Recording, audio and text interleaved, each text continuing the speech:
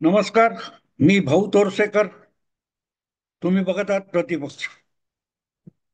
मित्रांनो, अपेक्षाभंग म्हणजे तरी काय असतो? तुम्ही आषाढभूतपणे काही गोष्टी व्हाव्यात याची प्रतीक्षा करत असा आणि त्या दिशेने काही घडत नाही किंवा हालचाल पण होत नाही, तेव्हा तुम्ही हळूहळू निराश होत जाता. त्याला अपेक्षाभंग म्हणतात. आता हीच गोष्ट मी शीर्षकामध्ये सांगितले की देवाभाऊने विचारांचा अपेक्षाभंग केला. हे बिचारे कोण असं म्हटल्यानंतर अनेकांच्या अनेक अपेक्षा, मुख्यमंत्री म्हणून देवेंद्र फडणवीस यांच्याकडून अनेक अपेक्षा असू शकतील. भारतीय जनता पक्ष हा त्यांचा पक्ष आहे, त्यामुळे त्यांच्या पक्षाचे अनेक पदाधिकारी असतील, त्यांचे साथी असतील, कार्यकर्ते असतील, त्याखेरीज भाजपचं समर्थन करणारे किंवा पाठराखण करणारे अनेक जण त्यांचे समर्थक कार्यकर्ते, त्यांच्याही अपेक्षा असतात की बाबा आपला मुख्यमंत्री झालाय, आपल्या पक्षाचा मुख्यमंत्री झालाय, आपल्याला आवडणारा माणूस मुख्यमंत्री झालाय, तर त्याच्याकडून एवढं तरी होईल, ही अपेक्षा व्यक्त केलेली नसते पण गृहीत धरलेली असते. तसेच मग जातीपातीचे असतात वेगवेगळे. आता काल परवा जे मराठा आरक्षणाचा विषय झाला, त्या आरक्षणाच्या निमित्ताने एका ठिकाणी कुठेतरी देवेंद्र फडणवीसांनी सांगितलं होतं की भारतीय जनता पक्षाचा डीएनए हा ओबीसी आहे, त्यामुळे आपोआपच ओबीसी समाजाच्या अनेकांचा त्यांच्याकडून अपेक्षा असतात आणि त्या अपेक्षा पूर्ण झाल्या नाहीत किंवा त्या दृष्टीने काही हालचाल पण होताना दिसत नाही, तेव्हा मग ही अपेक्षा भंग नावाची कटकट सुरू होते. आणि म्हणून मी जेव्हा देवाभाऊने त्या बिचाऱ्यांचा अपेक्षा भंग केला असं शीर्षक दिलंय, तेव्हा नेमका कोणाचा अपेक्षा भंग झाला आणि त्यांच्या अपेक्षा काय होत्या असा प्रश्न तुम्हाला पडू शकतो.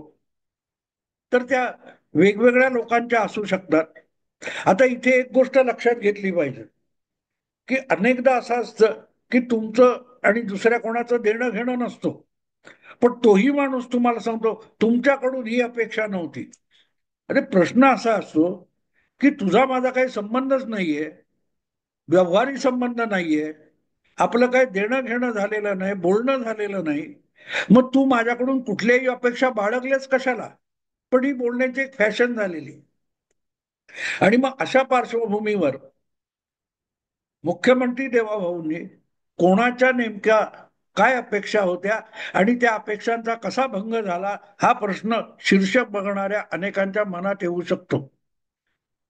तर त्या अपेक्षा काय आहेत हे आधी सांगणं मला आवश्यक वाटतं. आणि त्या अपेक्षा त्यांच्या आहेत ज्यांना देवेंद्र फडणवीस किंवा त्यांचा पक्ष, त्यांची विचारधारा अजिबात आवडत नाही, असेही बरेच लोक आहेत.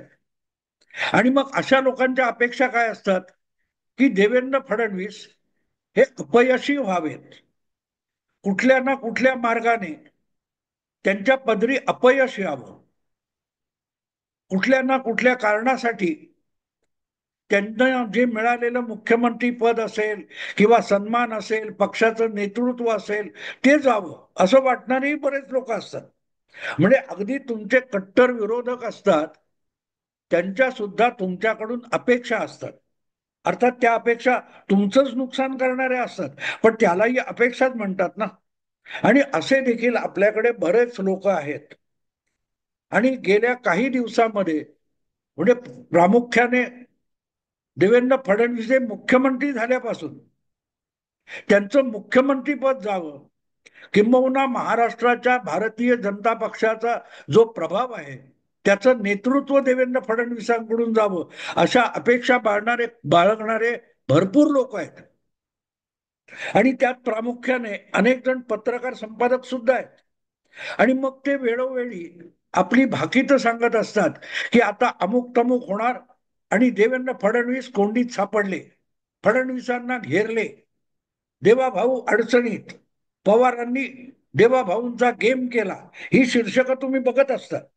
पण त्यातलं काहीही न होता फडणवीस हे प्रत्येक वेळेला जी काय कोंडी असेल ती कोंडी फोडून किंवा व्यूहरचना असेल ती भेदून यशस्वी झालेले दिसतात. आणि अशापैकी अनेकांना आता एक काय म्हणतात ते अशी स्वप्न पडायला लागलेली आहे की लवकरच देवेंद्र फडणवीसांना प्रमोशन मिळणार आणि प्रमोशन म्हणून फडणवीसांना भाजपच्या राष्ट्रीय नेतृत्वाची माला त्यांच्या गळ्यात पडणार, कदाचित त्यांना पक्षाचा अध्यक्ष केलं जाईल आणि मग त्यासाठी वेगवेगळे युक्तिवाद केले जातात. संघाचा असा दबाव आहे की भारतीय जनता पक्षाचा अध्यक्ष जो दीर्घकाळ नेमला गेलेला नाही किंवा निवडला गेलेला नाही, त्या अध्यक्षपदावर आता यापुढे ब्राह्मणाची वर्णी लागली पाहिजे आणि ब्राह्मणाची वर्णी लागली तर मग कसा कसा भाजपचा फायदा होऊ शकेल असले युक्तिवाद देवेंद्र फडणवीसांचे कट्टर विरोधक आणि त्यांचं नुकसान होण्याची अपेक्षा बाळगणारे लोक आहेत ते सातत्याने त्यांच्या विश्लेषणातून ह्या असल्या थिअऱ्या सिद्धांत मांडत असतात, नॅरेटिव्ह मांडत असतात की लवकरच फडणवीस हे आता महाराष्ट्राच्या राजकारणातून जाणार. आता गंमत अशी असते की फडणवीसांना काय करायचं हे ते ठरवतील किंवा त्यांना कुठल्या पदावर ठेवायचं, मुख्यमंत्री ठेवायचं, उपमुख्यमंत्री करायचं की प्रदेशाध्यक्ष करायचं की पक्षाचा राष्ट्रीय अध्यक्ष करायचं, या सगळ्या गोष्टीचे निर्णय हे पत्रकारांकडून किंवा माध्यमातल्या चर्चेतून होत नसतात.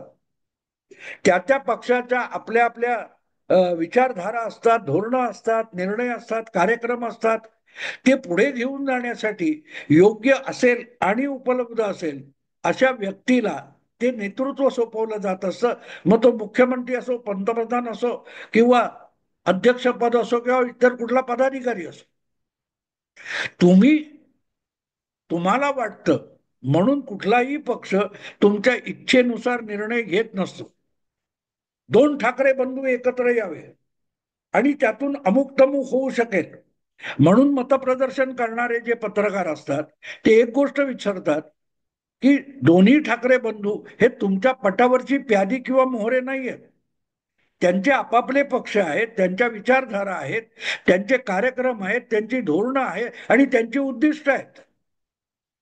त्या उद्दिष्टापर्यंत जाण्यासाठी आवश्यक असतील ते निर्णय घेणं, त्याप्रमाणे युती आघाडी करणं किंवा विरोधात जाणं हे निर्णय त्यांनी घ्यायचे. कारण त्यांचं हित कशात आहे हे तुम्हाला किंवा भाऊ तोरसेकरला काय वाटतं यानुसार ते लोक अजिबात निर्णय घेत नाहीत.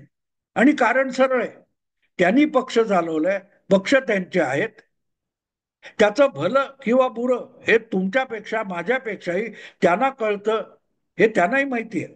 आणि म्हणूनच तुम्हाला देवेंद्र फडणवीस महाराष्ट्रात नको आहे आणि देवेंद्र फडणवीसमुळे तुमचे लाडके नेते जे महाविकास आघाडीमध्ये असतील, उबाठामध्ये असतील, राष्ट्रवादीमध्ये असतील, काँग्रेसमध्ये असतील, त्यांच्यापेक्षा देवेंद्र फडणवीस हा महाराष्ट्रात प्रभावी राजकारण करतो म्हणून तो हटवल्याशिवाय आपल्याला आवडणाऱ्या पक्षातला आपल्याला आवडणारा नेता आहे त्याला कुठे स्कोप नाही. म्हणून देवेंद्र फडणवीस हे महाराष्ट्राच्या राजकारणातून पूर्णपणे हद्दपार व्हावे असं तुम्हाला वाटत असलं तरी फडणवीसांना तसं वाटत नाही किंवा त्यांच्या पक्षाला असं वाटत नाही तोपर्यंत फडणवीस हे महाराष्ट्राच्या राजकारणातून जाणं अशक्य आहे. तरी अशी कुजबुजाणी चालू ठेवली जाते. आत्ताची गोष्ट आहे ही, हल्ली गेले महिना दीड महिना हे अधूनमधून ही बातमी डोक्यावर येत असते, डोकं वर काढत असते की चालले फडणवीस चालले. आणि हे नवं नाहीये. मला आठवतं त्याप्रमाणे उद्धव ठाकरे मुख्यमंत्री होते आणि देवेंद्र फडणवीस हे महाराष्ट्र विधानसभेत विरोधी पक्ष नेतापद म्हणून घेऊन बसले होते. 105 आमदारांचा एक मोठा गट त्यांच्या पाठीशी होता. पण 2.5 वर्ष विरोधी नेता म्हणून काम करताना, सरकारला सतत कोंडीत पकडताना, आपल्याकडचा एकही आमदार सत्तेच्या कुठच्या आमिषाला बळी न पडता आपल्या बरोबर राहायला पाहिजे इतकं समर्थपणे फडणवीसांनी आपलं नेतृत्व कायम राखलं होतं. ते महाराष्ट्राच्या राजकारणात राहिले होते आणि तेव्हा सुद्धा ही भाषा व्हायची की केवळ फडणवीस हेच महाराष्ट्रामध्ये पक्षाचे प्रमुख नेते आहेत म्हणूनच भाजपला सत्तेच्या बाहेर बसावं लागले.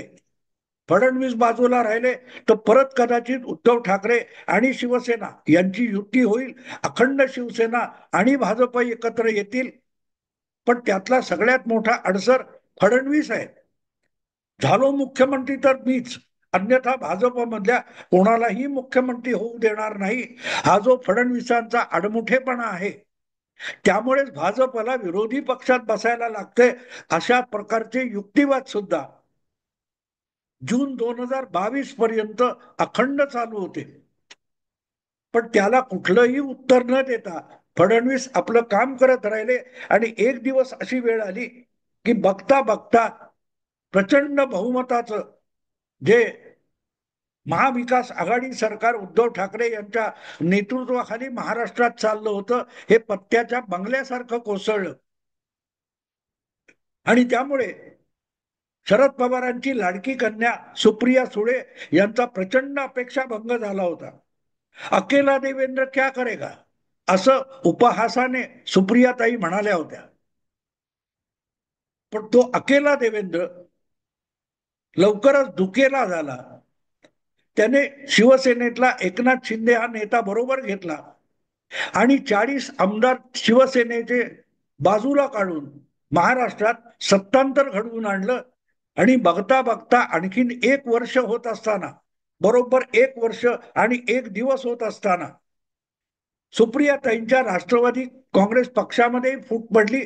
आणि सुप्रियाताईंचा लाडका दादा सुद्धा त्यांना सोडून अकेला देवेंद्रला अकेला पडू द्यायचं नाही म्हणून तिकडे गेला. असो, आता परत एकदा तीच भूमिका पुढे पुढे आणली जाते की देवेंद्र फडणवीस हा अडथळा दूर झाला पाहिजे.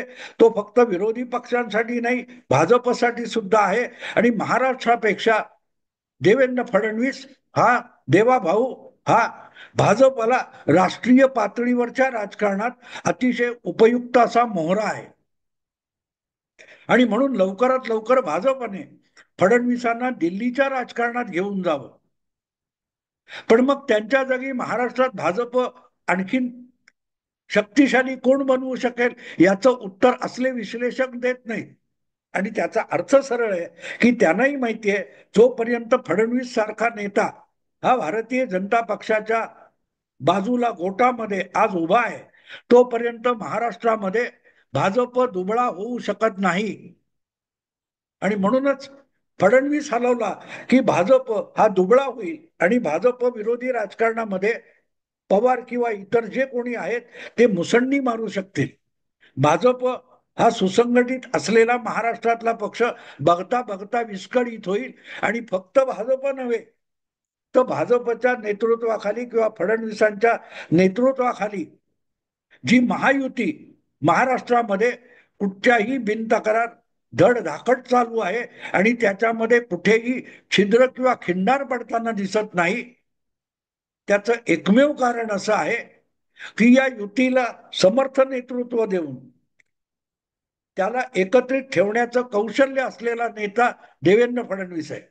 आणि म्हणून जोपर्यंत फडणवीस बाजूला होत नाही तोपर्यंत भाजप आणि महायुतीला काटछळ येणारं राजकारण महाराष्ट्रात तग धरू शकणार नाही. याच खात्रीमुळे जे काय चाललेलं आहे, देवेंद्र फडणवीसांचं गुणगान करायचं आणि त्यांना केंद्रीय राजकारणात पाठवण्यासाठी आग्रही भूमिका मांडायची. तर त्याचं कारण मित्रांनो लक्षात घ्या. पण त्यांचा अपेक्षाभंग का झाला, तर काल परवा इंडिया टुडे किंवा आज तक हा जो वृत्त समूह आहे त्यांच्यातर्फे मुंबईमध्ये एक कॉन्क्लेव्ह किंवा एक संमेलन करण्यात आलं होतं. आणि त्या संमेलनामध्ये महाराष्ट्रातल्या विविध मोठ्या व्यक्तींना, विरोधी पक्षाच्या असतील, सत्ताधारी पक्षाच्या असतील, वेगवेगळ्या वेगवेगळ्या क्षेत्रातल्या नामवंत व्यक्ती यांच्या मुलाखती आणि सामूहिक मुलाखतींचे कार्यक्रम झाले. त्यापैकी एक होता तो देवेंद्र फडणवीस यांच्या प्रदीर्घ मुलाखतीचा कार्यक्रम होता. पण त्या कार्यक्रमामध्ये किती वेडेवाकडे प्रश्न विचारल्यानंतर सुद्धा त्याला समर्थपणे उत्तर देताना आणि प्रश्न विचारणाऱ्यांना निरुत्तर करताना फडणवीसांनी एक मोठी निर्णायक गोष्ट सांगून टाकली. ती गोष्ट अशी की ज्या अर्थी मला पक्षाने मुख्यमंत्री केलेला आहे आणि जोपर्यंत पक्षाचा माझ्यावर विश्वास आहे तोपर्यंत मी मुख्यमंत्री पदावर राहणार आणि पक्षाने जर माझी निवड केलेली आहे तर ती पुढल्या 5 वर्षासाठी केलेली आहे. त्यामुळे 2029च्या निवडणुका होईपर्यंत आपण मुख्यमंत्रीपदी राहणार आहोत आणि पुढल्या विधानसभा निवडणुकीपर्यंत महायुती तितकीच एकजूट आणि एकसंघ राहील आणि महायुती म्हणूनच तीनही पक्ष शिंदे, अजितदादा आणि देवेंद्र फडणवीस ह्या तिघांचे जे पक्ष आहेत ते महायुती म्हणूनच एकजुटीने निवडणूक लढवतील असं जे उत्तर फडणवीसांनी एका गोलमाल प्रश्नाला दिलं त्यातून एक स्पष्ट झालं की कितीही त्यांच्या हितशत्रूंनी आपले देव पाण्यात बुचकळून ठेवले असेल, बुडवून ठेवले असतील की आज ना उद्या फडणवीसांना दिल्लीत जावं लागेल आणि फडणवीस दिल्लीत गेले तर प्रमोशन असेल, पण महाराष्ट्रात फडणवीस नसतील आणि भाजप आणि आपोआपच महायुती बारगडत जाईल तर त्यांचा स्वप्नभंग आणि अपेक्षाभंग फडणवीसांच्या त्या एका उत्तराने केलेला आहे. बिचारे सारखी आराधना करत असतात की या फडणवीसाला मुख्यमंत्री पदावरून देवा काढ, नाही तर कमीत कमी त्याला दिल्लीत काहीतरी करायला घेऊन जाऊन देत भाजपने, महाराष्ट्रातून देवेंद्र जाऊन देत. यासाठी आपले सगळे देव पाण्यात बुडवून बसलेले जे होते त्या बिचाऱ्यांना इंडिया टुडेच्या त्या कॉन्क्लेव्ह मध्ये मी पूर्ण 5 वर्ष मुख्यमंत्री राहणार असं छाती ठोकपणे सांगून देवाभाऊने त्यांचा पुरता अपेक्षा भंग केलेला आहे. आणि ते जेव्हा बोलले फडणवीस देवाभाऊ, त्याचा अर्थ असा होतो की एकत्र 3 पक्ष असतात तेव्हा आपसात काही ना काही धुसफूस होणार, पक्षांतर्गत मतभेद असतात, तर गटबंधनाच्या आघाडीच्या राजकारणामध्ये सुद्धा थोडंफार मतभेद आणि धुसफूस होणार. पण तरीही 29 पर्यंत महाराष्ट्राच्या मुख्यमंत्री पदाच्या चेहऱ्यामध्ये आणि नावामध्ये काडी मात्र बदल होणार नाही याची ग्वाही आपल्या मुलाखतीत देऊन फडणवीसांनी या बिचाऱ्यांचा अपेक्षा भंग केलाय. तुम्हाला काय वाटतं विचार करा. मी आता इथेच थांबतो. आवडलं लाईक करा, शेअर करा आणि प्रतिपक्षाला सबस्क्राईब करा. नमस्कार.